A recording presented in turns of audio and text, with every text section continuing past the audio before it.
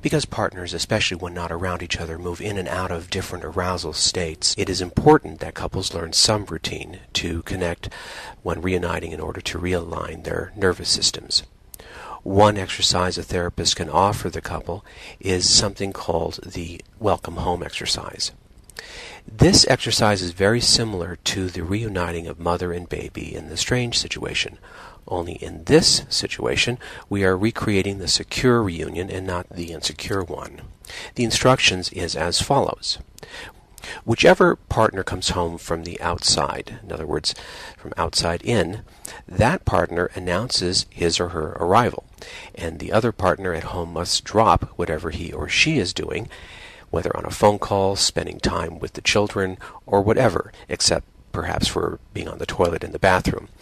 The home partner comes to the door and greets the other partner, not with a kiss, but with a hug and embrace. The purpose of the embrace, rather than the kiss, is that the embrace is more like what mother and baby do when they reunite, especially after a separation. This allows full body contact, ventral to ventral, that is, stomach to stomach contact, and a kind of wrapping around of bodies. The therapist instructs each partner to hold on to the other and not let go until he or she feels his or her partner relax completely. This is a physical relaxation and felt in the body by the muscles relaxing. Most partners can feel what it's like to be tense when holding their partner. If there's any confusion, the therapist can have them practice this during the session, and that's probably the best thing to do anyway.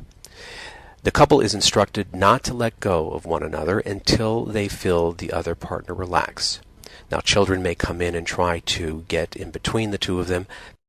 Pets and other factors may also try to impinge on this reunion time. However, they are instructed not to allow any interference until they feel one another relax completely. Then and only then are they allowed to let go and do whatever they need to do or simply go about their business. This analogy is like in the airlines. When flying on an airplane, the stewardess gives the instruction that when dropping below a certain altitude, the oxygen masks will become available. Now, parents are instructed to put the oxygen mask on themselves first and then on their children. So why is this done this way? Because the child cannot survive if the parent is hypoxic. The same, too, with the household. Partners are really king and queen of the land, and the people living on that land are only as good as the king and queen are.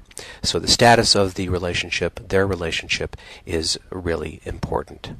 Therefore, it is incumbent upon each partner to make certain that they are taken care of first. They realign or they average out each other's arousal by reuniting after a transition, such as inside, outside, or home, not home. Now, there are many other transitions similar to home, not home.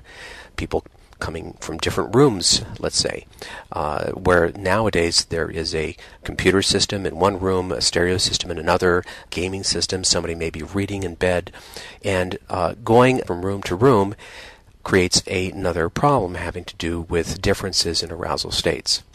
Partners that are especially sensitive to those arousal differences are going to be buffeted around by one another and shocking each other's nervous systems each time they reunite without even realizing it.